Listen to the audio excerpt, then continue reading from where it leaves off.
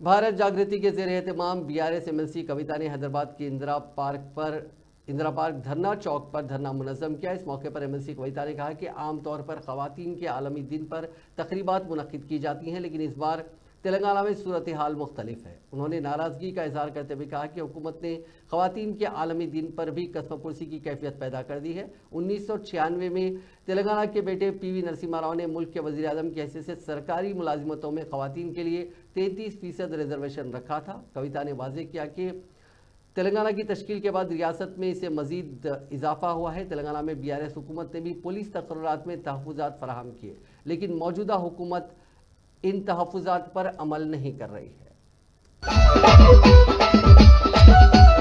మన కోసం అక్క దిగింది కాబట్టి మనమందరం మద్దతుగా వచ్చిన వాళ్ళందరం ఉట్టిగానే కూర్చుంటామా? నిన్నదించి తీరాలి కదా. రాను రాను మహిళల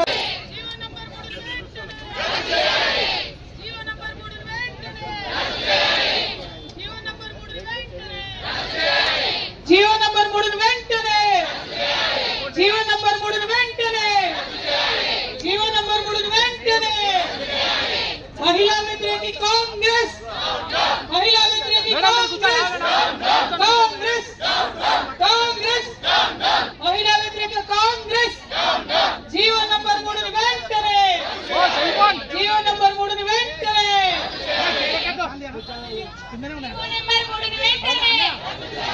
जीवो नंबर 3 వెంటనే